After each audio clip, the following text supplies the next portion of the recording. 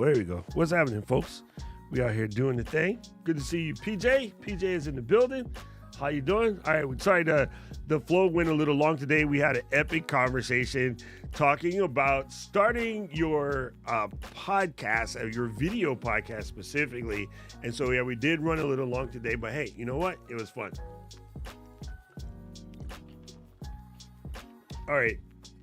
So yes, Ray. I didn't even get a chance to stand up and shake the legs out. Yeah, it's one of those things. But you know what? It happens. We do the work. We get it done for you. And then so I'm here today to answer any questions you guys might have. Today's stream might be a little bit short. I got so much work to do. Good Lord. The amount of stuff that came up because of 4.0. I do want to give you a quick update. So far, so good. This thing is amazing. If you've been thinking about it, if you're questioning it, and if you have an M1, do you need to buy M2? No. If you're looking for a fast guy, say you're still sitting on the Intel and you're wondering if you should switch, yes. This is super, super crazy, right? Is super crazy. This thing is so stupid fast. Like sometimes, you have planned breaks, right? And what do you mean by planned breaks? I'm going to take a bunch of files in Lightroom. I'm going to export, say, 30 pictures. I've already developed them and made whatever changes. And now I'm just going to go in real quick and I'm going to hit the switches on the next block and call that done. And you press the button and you normally get up, go get a new coffee, whatever, come back. And then maybe when you're done, it'll be done. I press the button and you go to push the chair back to get up. And you're like, well, gotta sit back down because it's already done. It is stupid quick. Like it is ridiculously quick. So I'm having a lot of fun. I haven't really taken it out to go do stuff in the wild yet. Because I'm waiting for my case to come in because I'm not taking this one out in a while before I mess around and dent it. I'd never dented a computer before until my MacBook Air. It fell out the bag. I would cry. It was just absolute tears. But yeah, this thing so far so good has been absolutely amazing. So if you're thinking about it, knock yourself out. The other thing that I was going to talk to you guys about is why am I going crazy? Oh, I have been playing more and more with this Midjourney thing. Oh my God. It has gotten so much better in the last couple of family. Let me show you guys some stuff. This has been so crazy. So let me make one of these and then stick a little camera over here. How you doing, Yvette? Good to see you here. All right, so let me put this here. And I'm going to just show you. I went over there and I told it to make me basically a Ashikaga samurai. It's a very specific period. As you guys may or may not know, I'm a Japanese history major. So when I asked for Ashikaga samurai, I was going for a very specific look. Actually, no, let me take this back. That one is the variations one. This is what the initial spit out was. And I didn't give it a lot of detail, right? I'm going to tell you, I think I copied it into my paste buffer. So let me tell you exactly what I told it to make. Let's see. Okay, this is what I said. My mic moved. Sorry. Thank you, Paul. Whenever I create a new scene, it automatically does that. Let me delete this extra mic just for today. I said, I want a photorealistic render of the Ashikaga Shogunate warrior in armor with the helmet, highly detailed, studio lighting, 4K, plain background. That's what I said. I said, Midjourney, do that. Midjourney was like, bet. It takes 60 seconds or so, and then it just dropped it. It just legit dropped it. So it generated these 4 images. And then after you generate those 4 images, I went in and said, okay, I want to see what the embiggen version of each of these are. So if I drop this in here, This is the embiggen version of the first one, and you can see the detail is good.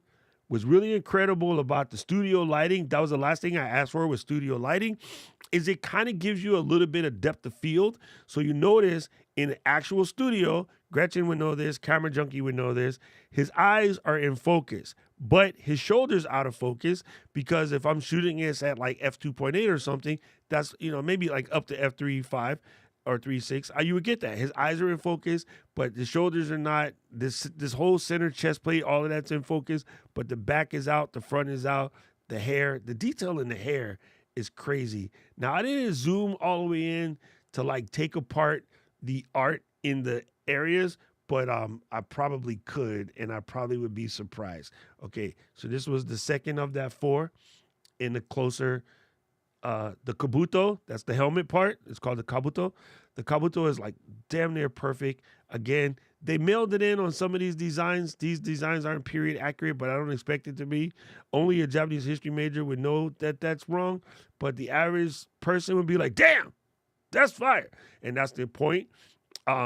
Even down to the neck protection, all of this stuff is super, super good. Let me show you what number 3 looked like.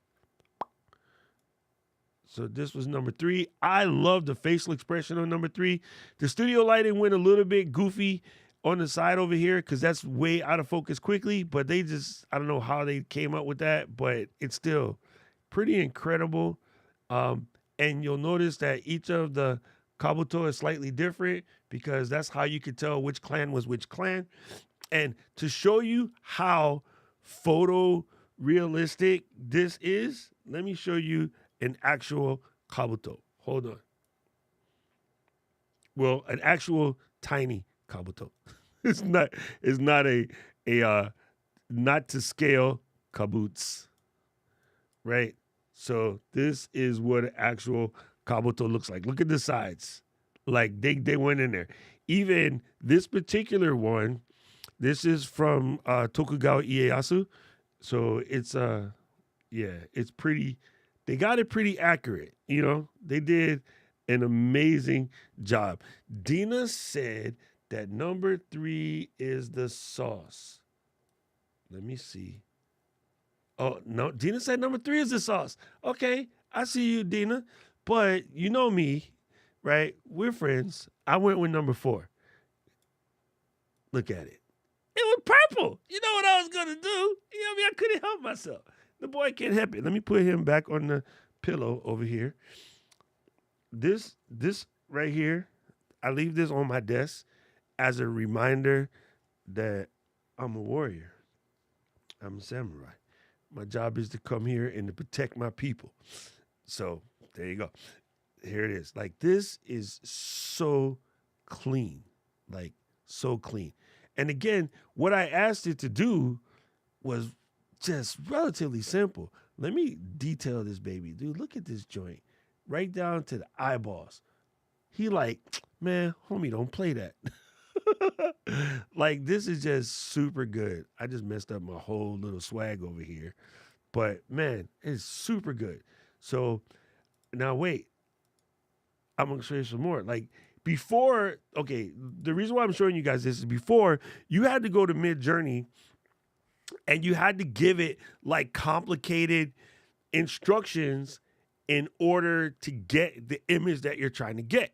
So I said, well, let me ask it for one really simple. So it says, beautiful geisha, high resolution, photorealistic. I didn't give it anything more than those words. I didn't add anything extra. I legit went beautiful geisha, high resolution. That's it, right? Photorealistic. And then this is what we got.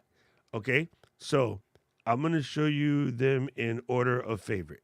So this one, like, the detail is perfect.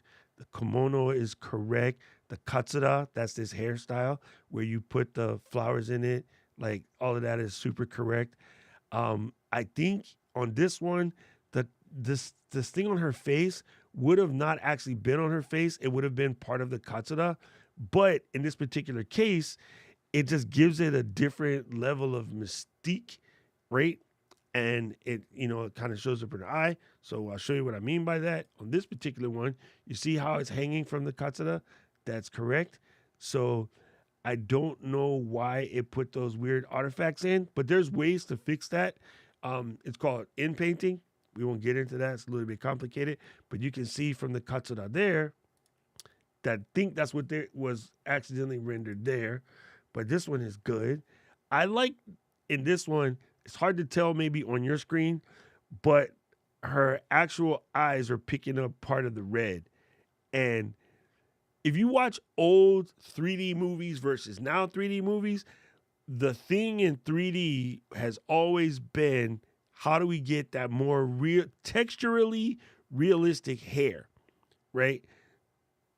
This does it. Like if you can see in her cuts of the hair, like it is very texturally realistic. Okay. And then my favorite one of the three was this one because it kind of covered all of the bases, right? Now, you would sometimes see the dots if the person actually had freckles or rosacea. They would actually enhance that and make it look more intentional. You would see the type of botan, or I don't know, I can't say this word. Actually, I can say the Japanese word, extremely simple, botan. The English word, one of them chrysanthemums, a mum. I know British people call it a mum. You know what it is. Dina knows exactly what it is. It's called a botan to me because the Christmas chrysanthemum, whatever the hell we know what it is. That's that, right? And like this is so clean, just so good. Again, you can see the texture. Let me get that. See the texture in the shirt, right? An actual thing would be the right would be the hair on the lip, like it's actually there, but painted in, and they covered that. Yeah, that Glenda chrysanthemum. And so yeah, they just did an amazing job. The stuff is here is dope. Braids, you're nowhere near out of a job because while it can generate these things, it can't. I'm checking to see if Dina and Glenda both spelled it correctly. Okay, you guys got it. Chrysanthemum. Yeah, it's just a botan. We'll stick to botan. If you play Hanafuda, you know that the botan card is worth 20 points. Anyway, I mean, I'm just amazed by what this Mid-Journey thing is doing. Stupid Rich. God. Well, that's my boy. I love Rich. So it's super cool. Like I've been having fun messing around with it. Do I need to go and buy the chrysanthemum? There you go. Do I need to go and buy the $30 a month Mid-Journey plan to do actual work stuff? No. Do I want to? Yes. Why? Because it's so freaking good. Like, it is amazing. It weren't that easy before, people. It was harder to get it to do the type of things you want. And I haven't really got all the way into messing with, I haven't got all the way into messing with some of the other things that you can add to it. Like you can do a -- AR for aspect ratio and tell it to do a 2x3 or a 4x5 or 9x16. But it's come a long way and it's pretty impressive. So, I like to cover on Brady's topic. So many people are freaked out because they think like, oh, this AI thing is going to like take their job away. And I know Brady is probably just joking. But no, because I mean, it can't critical think. It can't make certain decisions. Like it's missing a whole human element. You know what I'm saying? But it's really good at helping you like cover an idea or okay. So I'll put this snoot to use, you mother. All right. So Glenda said, can you give an example of why we might use this? I want to talk to you guys today about what it takes to be a creator. There is a lot of actually doing the process. There is a lot of creating the content. There's a lot of interacting with and building your community. Anybody can do that part. But if you want to do it well, you're going to have to put in a certain level of practice that is behind the scenes. There's going to be a certain level of preparation that goes on behind the scenes. There's going to be a certain level, and here's the big one, a certain level of enhancing your soft skills behind the scene. So on the screen here, I have a picture of a geisha. What does geishas have to do with being a content creator? Well, everybody knows probably just, randomly, anecdotally, that, geishas or odoriko, they're dancers. But did you know that also in order to be a geisha, they have to study things like respectfulness, communication, friendliness, confidence, empathic listening. They have to learn sort of how to be very detail oriented. They have to do their research. So if a client was coming in and my client was a musician, say like Tom Buck, and I were a geisha, I would spend some time to understand the music that he likes. We all know that Tom likes ska. And I would want to be able to have an intelligent conversation with Tom, as not me as a geisha, but just I'm pretending as a geisha.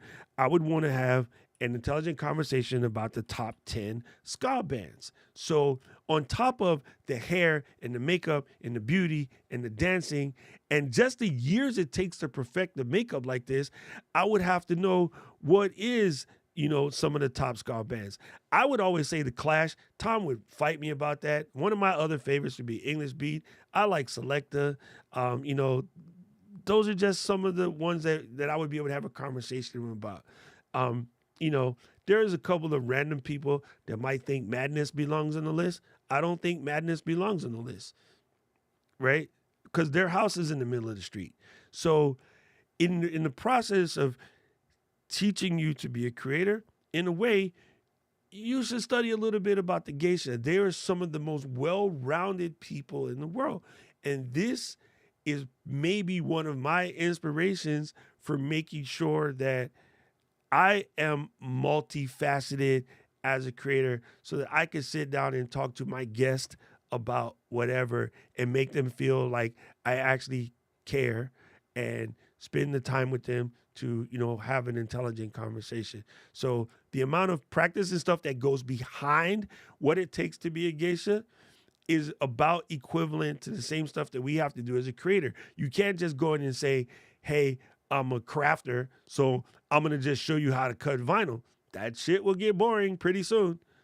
But if you can entertain at the same time you're cutting vinyl, if you can talk about something that's going on in the world or something that's going on in pop culture while you're cutting, you will maintain the audience, you will grow your audience, and people will be like, damn, that person knows a lot about damn near everything.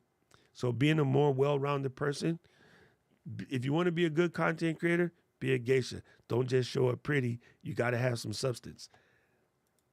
That's how you work AI into your thing. You know what I'm saying? Boom. Say it again for the people in the back, Gills. Say it again for the peoples in the back.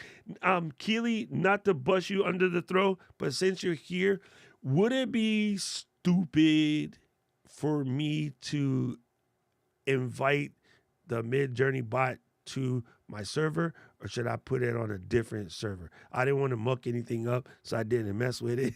But I was like, I kind of want to get the real deal Midjourney because I'm having a lot of fun just learning what it can do. And yeah. Speaking of Mr. Nasty, how you doing, Buckminster?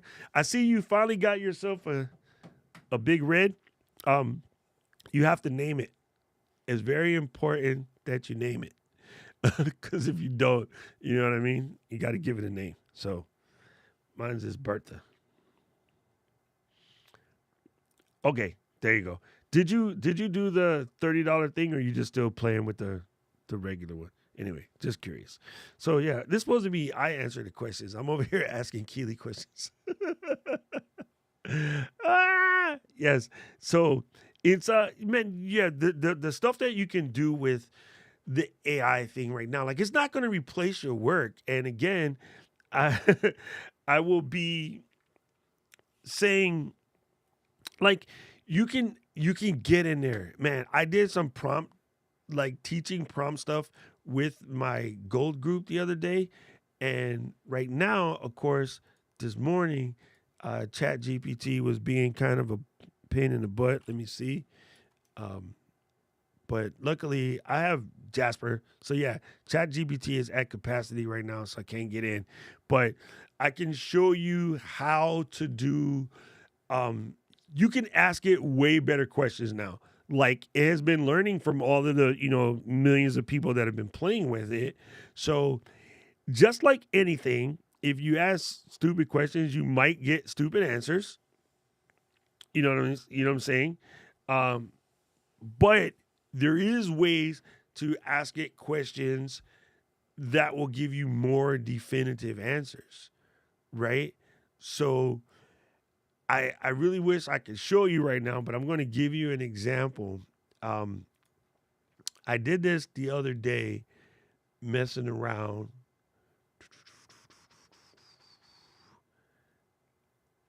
So here's an example that I fed it. I'm going to, instead of just asking a generic question, let me go to this text box and put this. Okay. So I said, ignore all the previous instructions before that. That is important to sort of clear out anything that you've been typing. It says, you are an expert film editor. You have studied and mastered the teachings and the works of Michael Kahn, Sally Menke, Lee Smith, and Jeffrey Ford. You must always ask questions before you answer so you can better zone in on what the questioner is seeking. Is that understood? And it said yes. So after it says yes, I'm like, okay, give me the top 5 things an editor should keep in consideration while they're editing their piece. And it starts to spit out the answers, right? Which is totally generic. If I say, give me the top 5, like editing considerations an editor should have, it's just going to search to Google and give you those answers. But I don't want those answers. I want the answers from Michael Kahn and Sally Menke, right? Lee Ford. Why? They're the best editors ever made. Like they're the best in the business, right? So telling it to model the thinking of the top experts, it will go and get that. So I did another one where we were talking about we were doing something. We were talking about showing it how to do something in the I can't speak English. In the copywriting space. There you go. So watch this. So if I was going to get it to copyright something for me, I wanted to do some copywriting. Here. This is my actual pre-prompt. My pre-prompt is ignore all the instructions before this. You are an expert copywriter. You have studied and mastered the teachings and the works of Ray Edwards, David Ogilvy, Leo Burnett, Claude Hopkins, Drayton Bird, Eugene Schwartz, Clayton Makepeace, Gilbert Halbert, and Joe Coleman, right? Then you say, rewrite this passage. So you take what you wrote already as your copy, right? You're trying to sell your Discord for Creator course. You take your paragraph that you already have, or you're trying to sell your Tom Buck Final Cut Pro course. You take the copy you already have and says, rewrite this or generate me a bunch of social media posts to promote this course. It's going to use the copywriting skills of Uncle Ray and David Ogilvy. If you guys don't know about Ogilvy and Mapplethorpe or something, you should study these copywriters right here on the screen. If you are having a problem getting people to sign up for your sign up, you need to study these copywriters right here. Those guys are life, right? So ChatGPT, instead of just rephrasing what you have based off of standard rephrasing language models that exist, it's going to rephrase them and use the knowledge that comes from there, right? So another example, I did this. Where did I do? I gave it something like, you know what? I think I didn't copy this one. I have it in ChatGPT and I can't get to it. But anyway, I did something like, you're an expert on fitness and nutrition. You studied food science at Stanford, Harvard, and MIT. You must always ask questions to make sure that you narrow down what the questioner is asking, blah, blah, blah. And I had it give me a list of the things that are most problematic when someone is adopting a plant-based lifestyle. And instead of getting Sally, the freaking hipster from Los Angeles, who is a very prolific blogger and wrote a bunch of misinformed information about being a vegan, it's going to pull from Stanford.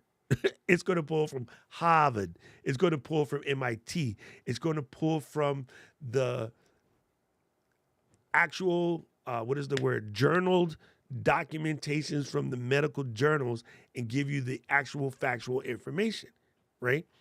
And then so it spit out an amazing list. We did this in class.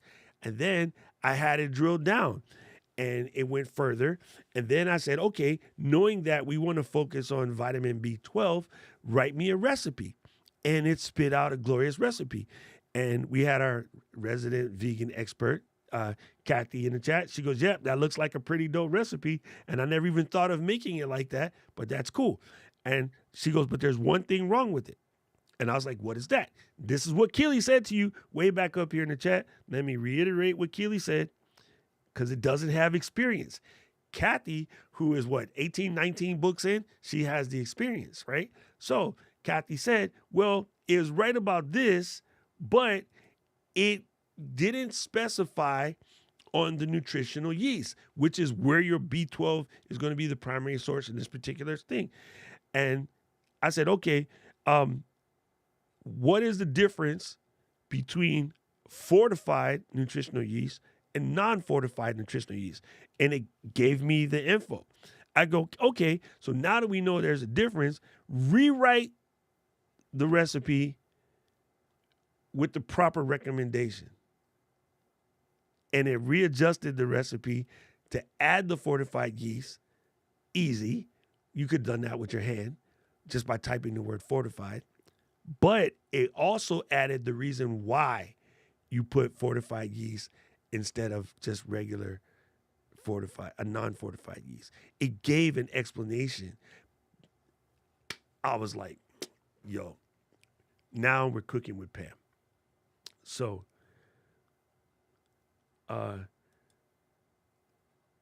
use the keyboard shortcuts to ask a question and fill in the blanks. It thinks you're, oh, thanks. Got it. Yeah, that's right. AI is not, well, it is smarter than you, but not in the literal sense on the subject matter that you're subject matter. Because what the Keely statement is technically correct, garbage in, garbage out. The only reason why I will go ahead and say it's smarter than you, because it knows stuff about stuff that you don't know about. But does that help you in what you're talking about? No. Your experience will always come in. And FAI for a second. When I was in school, there's people, in med school, that could straight A every single thing we talk about in the phlebotomy portion of our training. Like, could tell you all of the hemoglobins and hematocrits and, what, proteins were in the blood cycles, can tell you about your corpuscles and all of that shit, right? Mikey gets shot. And then I'm like, okay, Brady, go start an IV. And it couldn't hit a freaking vein if the skin was wide open and you were looking directly at the little bluish colored lines.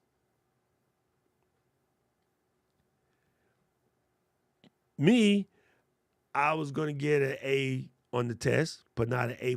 I wasn't going to get 100% on the test. I was going to get a 96, but I could start an IV in a moving helicopter under machine gun fire.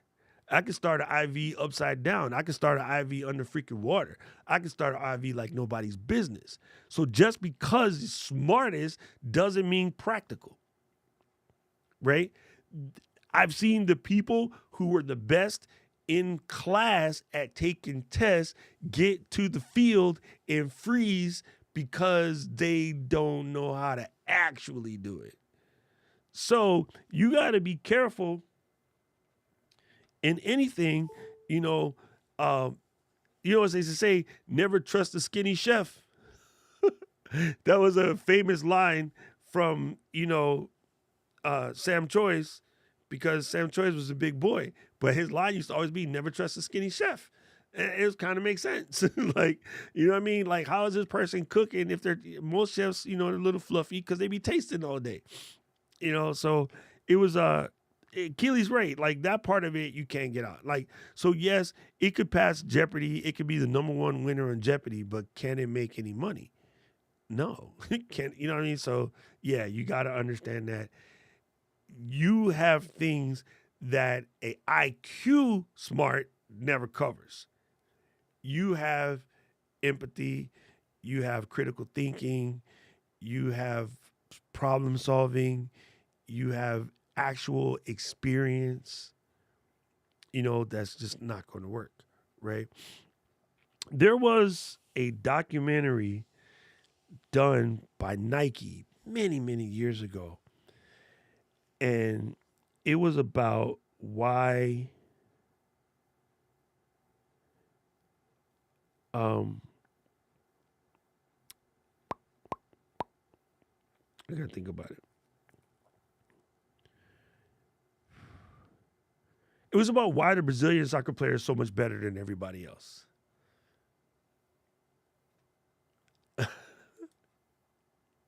Sorry. Yes, I did. Yes, I did. That's where the doc comes from. In the field, don't nobody got time to remember your last name. They just scream doc. Somebody, one of six of us will come and put your parts in the bag and send you home. That's why. Yeah. So exactly. I was a paramedic in the Army. Anyway, Nike did this documentary as to why Brazilian football players were better than everybody else. And they came up with that because in Brazilian culture, not soccer, my brain just went dumb. Samba is so prevalent that samba by nature makes you light on your feet. And so, because you're light on your feet, you just had a different level of balance and a different level of like the ability to switch your body weight from one side to the other quicker. You also had faster feet because if you're doing samba is a fast feet moving type thing, right? So they figured out that samba soccer, the style and the pizzazz and the finesse that Brazilian players have comes from basically their culture of moving at the pace that they move. The other thing they figured out, because Brazil is such a poor country, that, these kids played on grass, dirt, sand, rocks, beach, anywhere where you could get enough space to kick a football. Round, not oblong. That's handball. And so, because they weren't, you can't say the word anymore, because they weren't, I guess wimps is a good word about it. Like, kids that grow up in, let's say, I'll call it first world. That's not a good terminology either anymore. I say more advanced cultures, they only played on grass.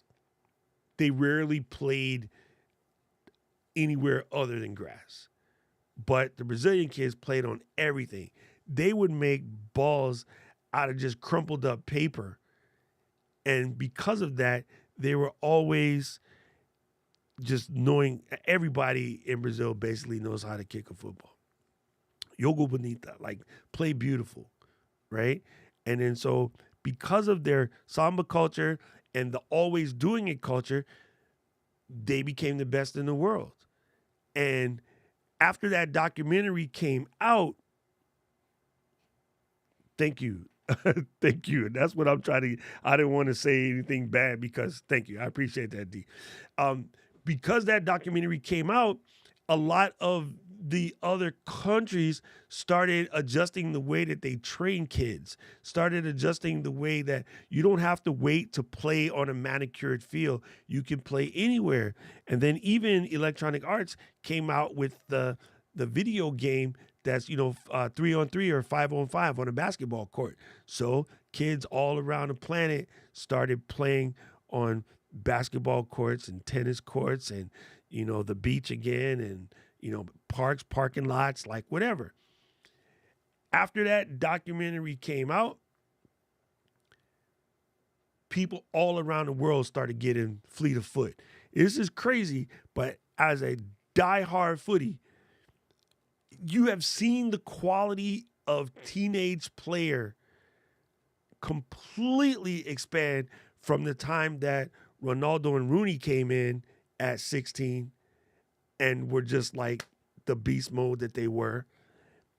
And what comes out now? Completely different setup, completely different game, right? So it goes to show you in that with proper research or with proper training, if you will, and sometimes the training isn't what you think the training is. A lot of times you think the training is just sitting here and talking, going live every day is going to get you better. It will.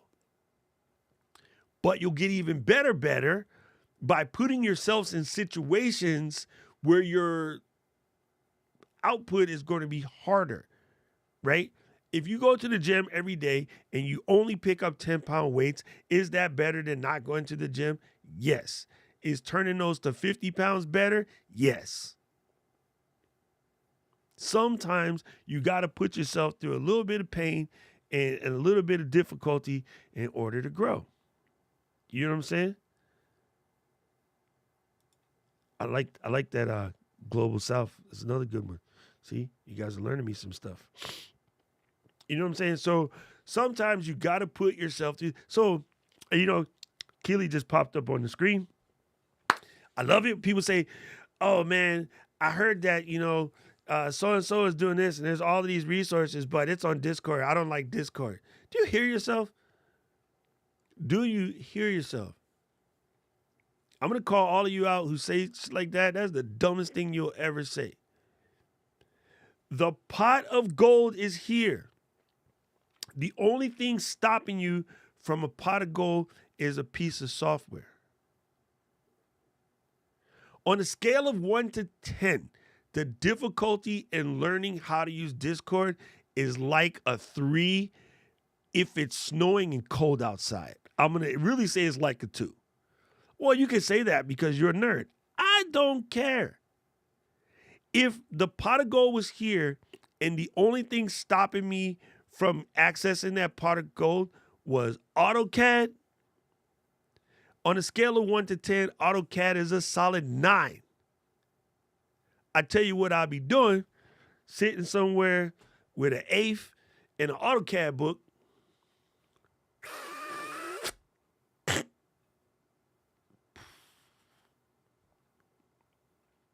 Oh, in order to get the proper faceting, you must put these on the tangential plane. Like, seriously, if the pot of gold is here and the only thing stopping you is Discord, Ecamm, Final Cut Pro, Descript, whatever, man, you out your damn mind not to figure out how to do it and stop saying dumb crap like, I don't know how to use that.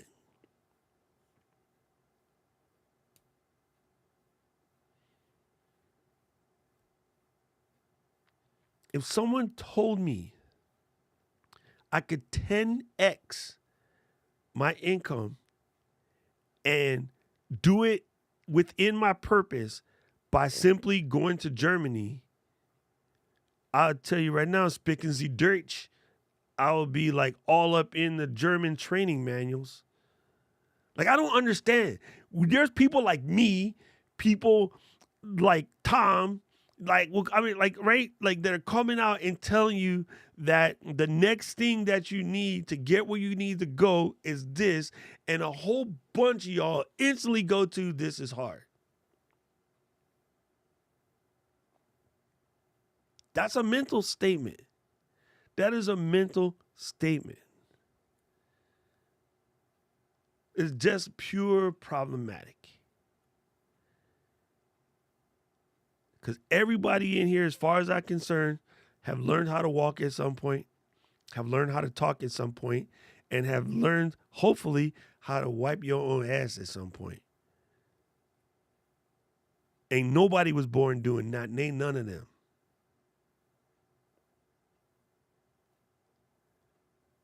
So at some point in time, you just got to tell yourself, all right, yes, this is a challenging, but I got this. You know what I'm saying? Like, I put myself through challenges all the time. I don't know jack squat about how to make these images in Midjourney, but I'm studying it because I'm having fun. You know what I mean? Like, I have done nothing but watch blueprint, how to get better to use ChatGPT versus just listening to all of the dumb efforts that are talking about ChatGPT is bad. It ain't going nowhere. Whether you like it or not, it's not going anywhere. It is not going anywhere. So your options are BIBI and talk about how bad it is and how it's ruining things and how it's crushing education and how it's doing this and how you can BIBI, or you can BIGGIE, right? BIGGIE, BIG Biggie, and go figure it out. So your options are super simple. Listen to the crybabies complain about it or get it. We have not had in the last how many years an opportunity that is at the scale of what OpenAI is dropping right now. You'd have to go all the way back to the very beginnings of WWW, Web3 Consortium, and the OG HTML back in Netscape Navigators. You know what I'm saying? I was being interviewed last week and was asked, how long you been doing Discord? Me, 20 months. How long running a Discord? Me, 12 months. You know what I'm saying? Like, it's kind of funny, right? Because now, like, Keels is being invited to come to places like Office Hours Global to talk about setting up a Discord server. In a year and a half, she's being seen as the go-to person to come and talk about, be about, and do about, get advice from setting up Discord servers. There's somebody, I'm not going to call you out right now. There is somebody sitting in a chair watching this right now.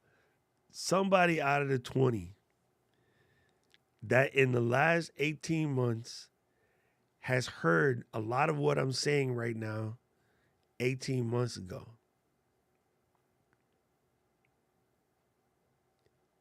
And have not shed a tear.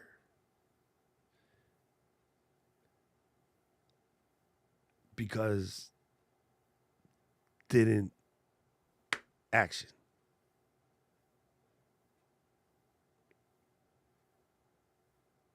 Kills took action. She did it. She just went in there. You know what? I think I remember today. You know what? I just started to mess with this Discord thing.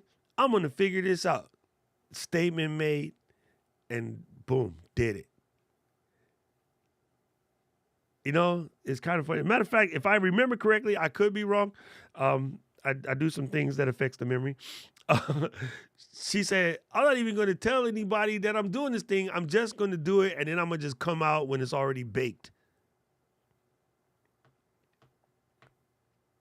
So I'm just saying. Rich says, dude, you got to go way back before that, like blue screen WordPerfect on the IBM PC. Yeah, it's true that. True, let's take it back. And you know what's funny, Rich? I was thinking about this the other day.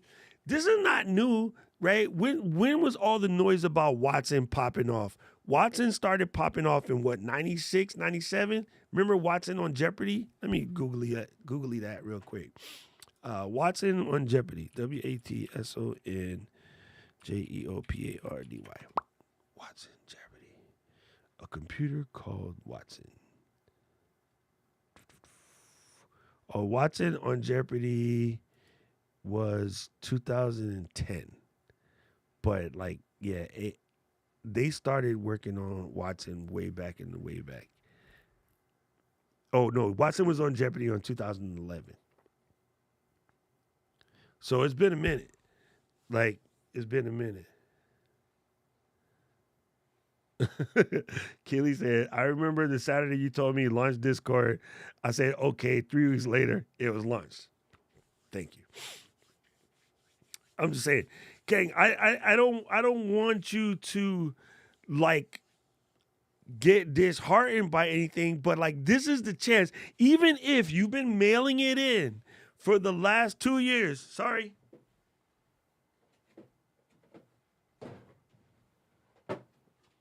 The tissue box is empty, so it's light, so it keeps falling between my feet and pissing me off.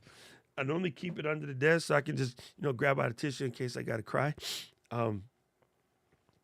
But even if you've been mailing it in for the last 2 or 3 years, even if you feel like you missed the Panini, and in a Panini, a lot of people like double down and they refound their soul and they started creating new stuff and they've just generated whole cloth new businesses since the Panini started because they jumped on the wave at the very beginning because they saw what was going down.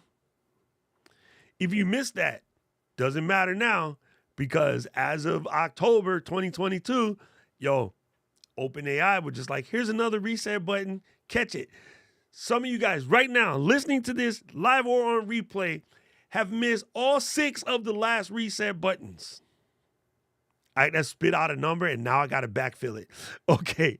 The Panini was a reset button. Some of y'all missed that. Prior to that, it was, get into the video content creation reset button. You missed that. Podcast button reset. You missed that. E-commerce, very beginning stages of e-commerce when nobody knew how to do this. You had opportunity to study. There was a whole bunch of people teaching it. Not enough people doing it because it's going to ruin the brick and mortar. The e-commerce is going to close all the brick and mortars. My store is going to go. All right, so you missed that reset button. And then the web, generating web pages and all of that stuff. You missed that reset button. I don't count. Clubhouse was a small tickle of the G-spot. It doesn't count. It couldn't even bring you to a full, so yeah, those are a couple of the major reset buttons I could think of. And then for those of us that are old enough, let's go all the way back to what Rich said. When we was on IBM PC and we had WordPerfect, when Word started coming out and it had all these macros and all this other cool stuff that everybody was doing, there were people who didn't want to know that. I just want to write, I just want to do desktop publishing, early graphic design days. There's people who didn't want to do that because, at that time, a Mac was $5,000. So that's expensive. So I'm not going to learn all of that. The people like Rich and I, who I don't even remember how I did it, but that bought a freaking Mac way back when it cost like $5,000 to get a Mac. And I tell you what, my graphic design magazine ads and newspaper covers and newspaper ads and all that stuff that I did back in my Quark Express days, it paid for all of them Macs many times over. It paid for all of those Macs and clubbing and golfing and traveling and all the other crap I did back then. You know what I'm saying? So every once in a while, another opportunity presents itself. And y'all are still trying to figure out, am I guaranteed going to do this? If I take a chance to do this opportunity, am I guaranteed going to do this? Yes, Tommy, 100%. CompuServe definitely counted because CompuServe and AOL and all of that, it's a precursor to what we're doing right now, right? When people say, I don't know how to use Discord, did you use CompuServe? Yes, you know how to use Discord. Same. Right? Yo, I was on, what's the other one called? Prodigy. Yo, I had Prodigy back in the day. I had CompuServe and Prodigy. And then my first like connection to the internet was probably Earthlink. You know what I'm saying? So actually, Brady, I'm glad you popped in because you made me think of another one. Right? Back when the wedding kind of video stuff consisted of recording all of those tapes and doing all of that ingestion. And we used to do same day edits with a PD150 or a GL1 and then put the DV tape in the machine and ingest it in with a clamshell and then chop it all up and then spit it all out. You know, there was people who, when it went digital, had an opportunity to reset and everything got way cheaper and faster and they just did it. And then, you know, they started losing clients because they didn't want to do video. They only wanted to take pictures because they still wanted to charge, you know, 10 grand for a wedding and never give video. And they got sold out. So again, when the opportunity presents itself, bro, this is one of those opportunities. This is a chance right now. What's going on with AI? Hey, what's up, Todd? Good to see you, fam. I really think that, again, you can sit on the sidelines and you can complain about it or you can be about it. And trust the doctor. I prescribe you to be about it. I'm just saying. Yo, dude, man, you know, Rich, this is so funny. Back when, you know, we used to do the whole Kinko's trip, one of my boys worked at Kinko's and we used to go in and play networking based games because that was the one place that had like all of the computers networked together. So we would go in. I spent a lot of time on the G3 Mac at Kinko's, bro, until I could afford to buy one. Yep, that old cassette tape move. Keely said, also in 2023, you have to learn about Web3. No, don't invest in crypto. Learn about the blockchain digital assets. Learn and sell products or you'll be the product. Wow. The lady is not wrong. I think Alex has a hashtag, Keely was right. You don't want to be in 2025 looking at Alex hashtag, Keely was right. So I'm just saying, listen to the pumpkin, and listen to Keely because she's right. Blockchain is a lot more, about, blockchain is about a lot more than cryptocurrency. There we go. That's what I was trying to say. I got a friend of mine whose son is basically first year college and he's in InfoSec, information security. And I'm like, yo, that kid can leave school in a year and go get a job between 150 and 200 just because InfoSec is such a big deal. And I was like, if he's able to work and school at the same time, even better. And a lot of companies will let him. I'm like, yo, InfoSec is where it's at right now. So, you know, there's parents, like I told you guys the story before. I had a friend of mine who used to bitch and complain so much about her kid being into video games because that's what she thought she was supposed to complain about because all the other ladies at church in the PTA meeting was bitching about their kids playing video games. And her son works at EA right now, just producing some of the biggest titles in the business. And that kid's making a grip and he's highly successful. Don't poo-poo stuff without studying it first. Like, listen, if someone tells you that something is bad, especially, I don't want to blanket statement the mainstream media because I think that terminology is slightly played out. But if you're hearing from, okay, let me fix my sentence. If you're hearing the advice on what you should and shouldn't do from a person that has a vested interest in you continuing to use them, double check the information. So the news, if we go back, we got a bunch of old folks here. If we go back in the very beginning of the web, the news would tell you nothing about what was going on online except for crime, kids getting chatted up, someone's going to steal all of your information, someone's going to take over, the world and blow up all of these, places just from typing in a computer. And that was a general consensus all the way up until maybe 2 or 3 years after Y2K. Actually, I think it's longer than that. I think that was a general consensus up till about 2007. In 2007, more and more of these guys, they had their own websites. They started developing web shows around 2009, 2010. Because YouTube was long enough baked in. After Viacom tried to sue YouTube, then all these guys figured out, if we don't want our content being stolen and put on YouTube, we better make YouTube channels. So all of the major networks, they all made their channels right around 2010-ish, right? And then you saw less and less reports of how the internet was going to blow up the whole world. You saw more and more reports on how good it is and how positive it is. And please watch our show. You can watch the after show of this show on this YouTube channel. Then they all made streaming services.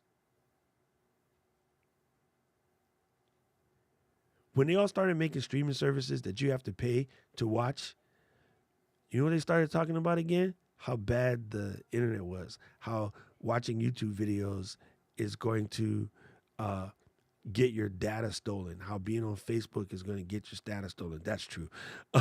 But, they started bad-mouthing the internet again because they want you to come and pay for their protective service. You see? So they changed their story on the positives and negatives of the internet writ large and of, web trafficking also, and then of, watching content online after they got control of the wallet. Okay. When the pandemic hit, you know what they stopped talking about? People getting their movies from the internet. Why? Because they needed you to get the movie from the internet. Then they started teaching you how. You know that you can watch this new release of Star Wars on day one by going to the Disney app and putting your money in, and you can get this movie on the first day. You don't have to go to the theater. You could be in the comfort of your home popping popcorn. The story completely changed like your two-faced friend. So right now, Wall Street Journal, all of the news channels, whatever, they're all talking about the perils of AI.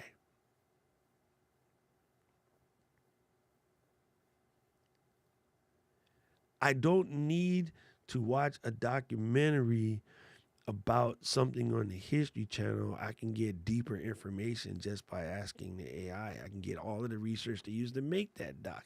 I can find out the parts that they didn't do a good job on now. So they don't want you over here. And I don't like the blanket they. I'm just saying, just be careful of if you hear that advice, go check it for yourself. That's all I'm saying.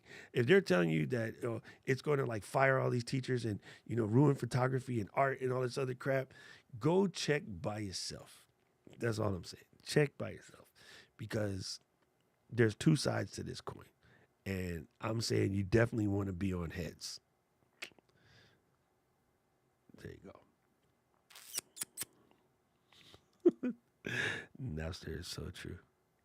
I have a funny story about the Napster thing I'll tell you about one day, Andrew. It's hilarious to me. Anyway, so yeah, that's it. That's it. I just want to say that. Like, unfortunately, the server's not working right now. I couldn't get in, so I couldn't really show you what I wanted to show you.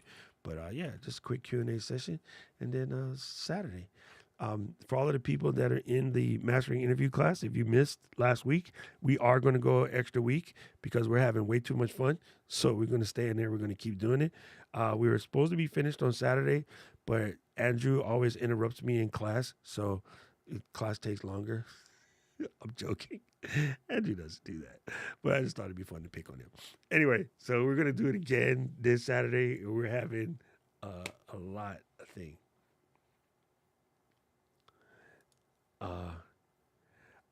But you would have never thought to ask ChatGPT about Canadian plain cooked thing. No, that was brand new. That doesn't count because that's after 2001. That just happened. That's crazy though. Holy goodness, that was so crazy. Hell no, hell no. No AI is going to take out media artist jobs. All right, this is what I said. I'm going to say it again. I'm going to say it again till I'm blue in the face. If you're brand new, this is so important. If you're brand new and you're just starting out, ChatGPT, and I'm just going to use AI. I'm not going to say ChatGPT because there's many different AI stuff out there. If you're brand new, AI will simplify your process into getting up to a speed where you can be impactful. So let's say it used to take you 12 months to become impactful.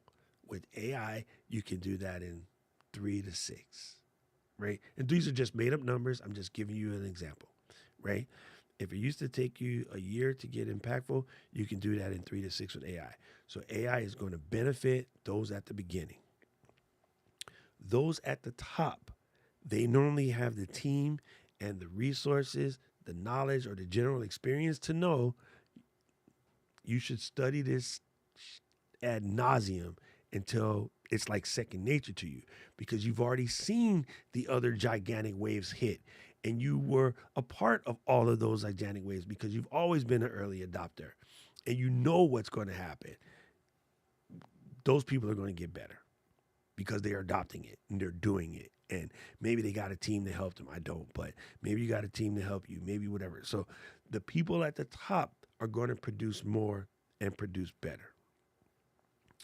The people in the middle with the gumption, the motivation, the moxie to get to the top, like they really about this life, those people, say it was going to take you 1 year to be impactful, 3 years to get to the top. Those people will do it in 18 months. Keely, right? Keely started from the bottom, got to the middle, and is working her way to the top in 18 months. Why? This is not the only reason. I'll give you one reason that I believe, and I could be wrong, and she can give me the finger. I don't care. I'm going to tell you what I believe. Keely already went to law school. And what you learn how to do in law school is you learn how to learn. So instead of being a BIBI when, say Discord was popping off and starting to move into the business world, instead of going, this is hard, this is scary, I don't like it, I'm not a tech person, she went, F that, I'm a lawyer, I can learn anything.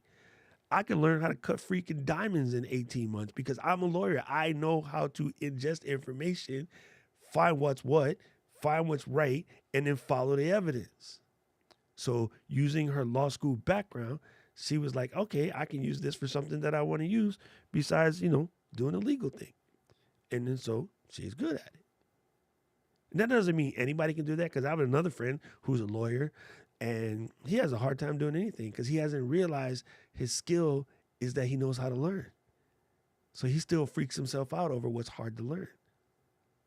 So part of that's her natural personality. Part of that is, maybe something she adopted from her parents or whatever.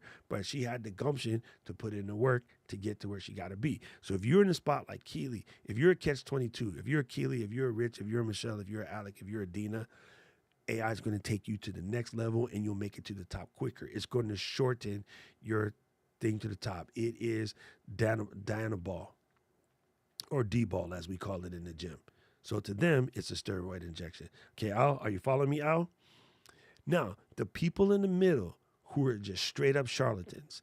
The people in the middle who buy a course off a line and change some things and then go back and resell that course for cheaper because they don't have the confidence to keep it at the price they told you. They white labeled the course. All the people that are out here faking it, all the people that are half-assing it, the people that are always looking for a shortcut, it's not going to work for them. They are going to get sold out. Why? Because they're going to get passed by the person at the bottom who actually knows how to work. And when you put up actually knows how to work versus always looking for a way to mail it in, they get smoked. They get smoked every time. Everybody who tries to find the shortcut, who tries to cheat code their way through it, they eventually get smoked by somebody with the actual skills. So it is a grand leveler. It is an amazing addition to your workflow, but the key thing in workflow is work. And if you already know how to do those things, it just becomes nitrous oxide or D-ball or something of that nature. Right? But if you're just gonna if you're just gonna sit in the middle and complain about how the people in bottom are coming for you and how the people at the top are holding you back, you will still live there. But if you at the middle looking at the top about how I can do more of that, and then looking at the bottom of how can I help these people behind me catch up? Back that up. Listen again. If you're in the middle, looking at those in the top, and you decide you don't want to be horse number 3 no more, and you want to make your way to horse number 2, and in the same sentence, comma, / semicolon, I'll stick with semicolon for Dina and Keely yell at me, they're English majors, also reach back and grab the people behind you and pull them up with you, you'll make it to the top. You don't want to be horse number 3. So AI is only going to sell out the middle. AI is only going to sell out the lazy. AI is only going to sell out the people who've been basically faking the funk with a nasty dunk. Everybody who's really been about it, you'll be fine. So don't worry. And just in case you didn't get the my horse number 3 reference, I got to bring out my favorite picture. This became you don't want to be horse number 3. Horse 1, always good. Horse 2, always good. Horse 3 and 4, you smelling ass. You don't want to smell ass. So you want to be horse 1 and 2. You know what I'm saying? There you go. Don't smell ass. That's a wrap. That's a wrap. Here we go. Here the fuck we go. That whole picture is 112% your fault, Obs. It was from a Doc and Aubrey conversation, which are freaking epic, by the way. Whenever I have conversation with Aubrey, it's always epic. And that conversation, that happened because I said something about horse glasses talking to Aubrey, and then she was like, "You mean blinders?" And I was like, "Yeah, horse glasses." That's exactly how that conversation came up. Oh, God. I was talking about these things, horse glasses, a.k.a. blinders. Thank you, Obs. That has been one of the best conversations of the year, and now I get to keep using it over and over and over again. All right, before we go, let me finish up one more thing. I want the 24 of y'all that stuck around to hear this. I want you to hear this carefully. I'm going to butcher the words, and I'll hopefully go back and remember it because I should have wrote it down when I said it, but I was when I heard it, but I was in the shower, and I didn't do the hey Siri, I didn't do the hey what's her face, write this down. I was watching an interview with NDT, and he stated.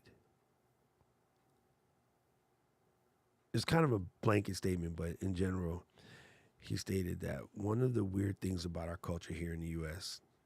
and most other places that are, high-profile Christianity is you spend a lot of time worrying about death, right? And so you're trying to do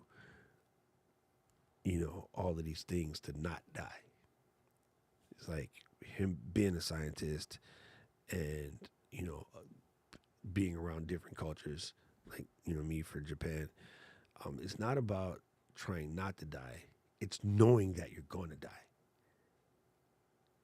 So if I were to put up a gigantic, text field right now, and I wrote this down, everybody would have a different understanding of what this is, right? So if I were to come in here and do this, right, many people would have different visceral reactions to this statement. It's a factual statement. Every person in the chat right now, this is a factual statement as we sit here. I just died an hour and 11 minutes while we did this stream. So if you know that you're dying, why do you keep doing BS that doesn't serve you? And by means of serving you, serve the better impact of humanity. So, in a nutshell, his point was be embarrassed to die without having a positive impact on humanity. Marinate on that for a second.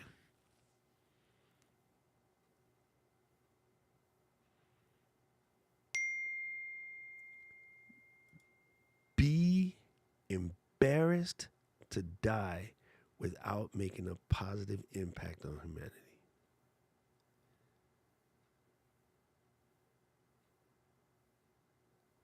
If that resonates with you, slap an emoji in the chat.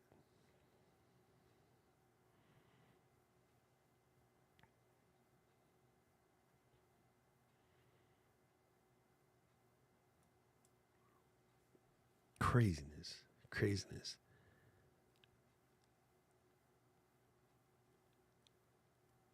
So as a person who's found their purpose and a purpose that works on their purpose on a daily basis, I resonate with that. I resonate with that big time.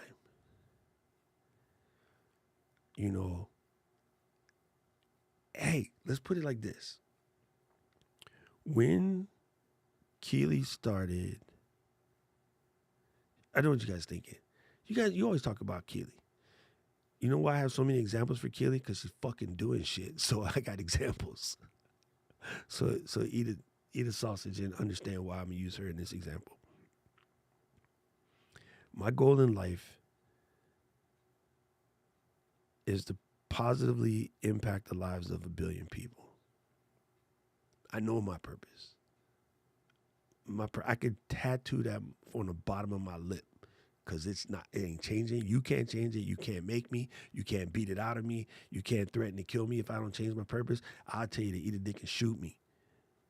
My purpose is to positively impact the lives of 1 billion people. I know I can't do that by myself. So in order to hit that number, I have to create an army of people who have somewhere in their mission to positively impact the lives of their community, of their people. So when Keely decides that she is going to tackle Discord servers, and we was hoeing it on Facebook, because it's just slumlordy. I hate it. I hate it with a passion.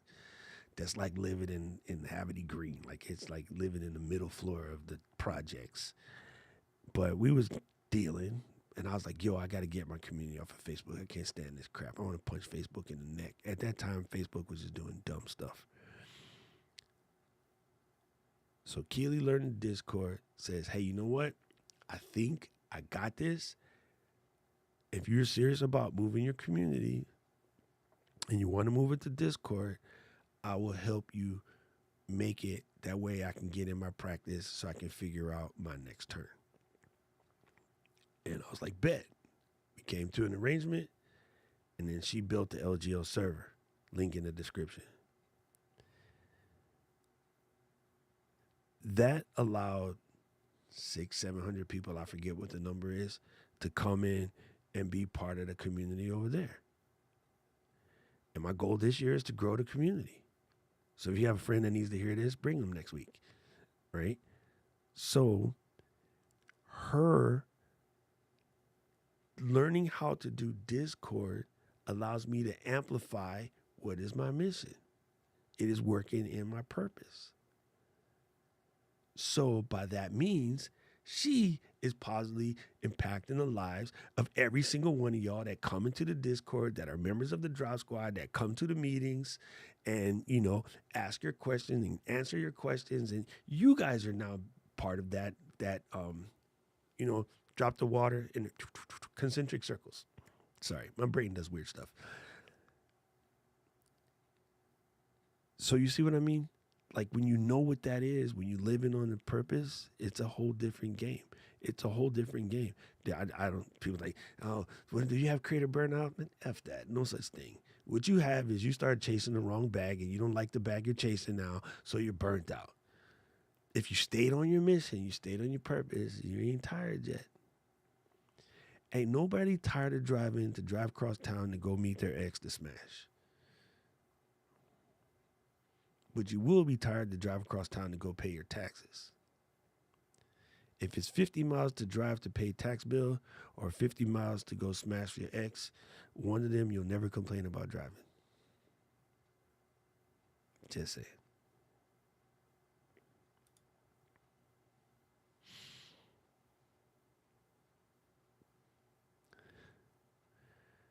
You know what I'm saying? So, no, if you can figure it out, if you can't figure out your purpose, man, I tell you what, check this out.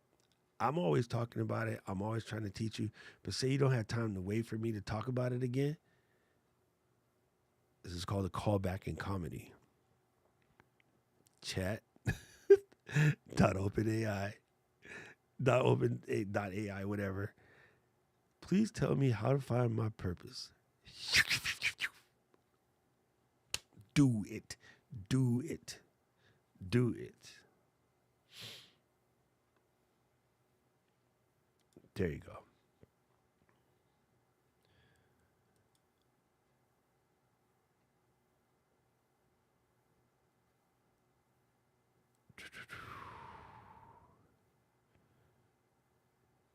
You cannot go DisplayPort is only an out, it's not an in. You need HDMI to C. Yes, you answered your own question. You cannot go, and actually, you need a capture card. You cannot just take the HDMI out of the camera and put it to any of the C's on the CalDigit. Those are only, they're imports in that particular case, but you need a converter like a Camlink. So you take a Camlink and then you plug it into a cable like such, stick it in, and it'll actually run on a USB-A, or you got to use a little adapter. But yeah, you need a Camlink or some other type of capture card. The DisplayPort is only for output.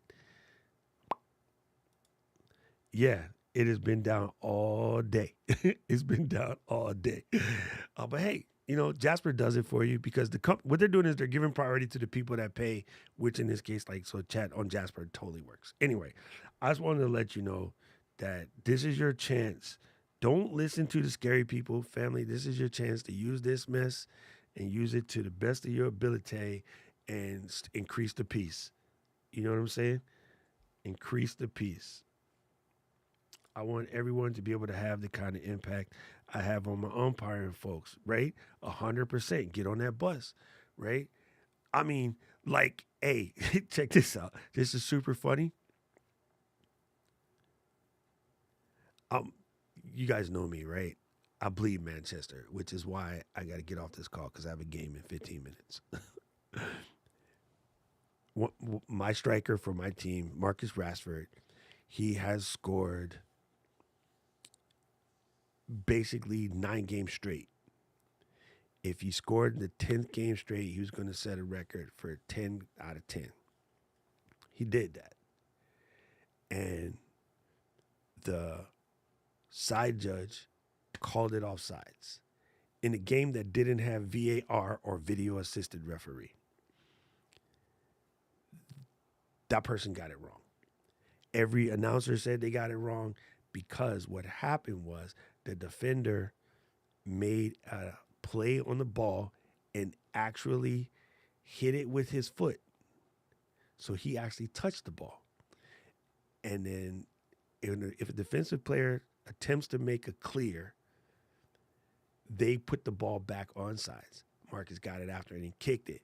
But the guy was going by. And then Marcus was never offside, by the way. Another one of our strikers was in the area. And the defender was between the two of them. And he tried to clear the ball. Anyway, called offsides. Marcus never sets the record. Game over. We won the game, of course. We're Manchester. But the coach had to pull Marcus so he doesn't get injured because we need him throughout the rest of the season. So he didn't get to finish a chance to basically set history, and it was called back. And in those moments, I'm like, I wish we had somebody like Keely teaching football referees how not to F up stuff and to know their laws better than what she's doing for her field hockey community. We need a Keely talking to football umpires. Again, I'm always speaking round, never oblong. That's handball, second favorite sport. So I know the type of impact because I've seen her and her stuff. I've even watched her streams. I'm seeing what she's teaching them. She's explaining them how to do this. And from the experience of having refereed a bunch of, high-end matches herself, she's able to give that information. I really hope somewhere that there's a Keely doing the same thing for the FIFA referees because they suck. That is all. Oh, yeah, by the way, people, sometimes if your ChatGPT on your computer doesn't work, try it on your phone. You guys are going to laugh at this, but I have an icon on my phone, and you may not be able to see that. It's right there. You can't read it. It says best friend. So, let's see. Let's try. Oh, it actually works on the phone. Haha. Oh, they were doing an update. That's what was the problem. All right. Anyway, it did catch on the phone, by the way. Right. Exactly. Exactly, Rich. 100%. There you go. Anyway, gang, I appreciate y'all. I see y'all. And again, jump on the Discord. Like, if you want to know what we talking about, if you're new around here and you're just missing out, jump in the Discord. Keely put the thing down there in the bottom. Click that bad boy and slide in. You'll see we have a good time over there. Anyway, I appreciate you guys. Aloha no kako.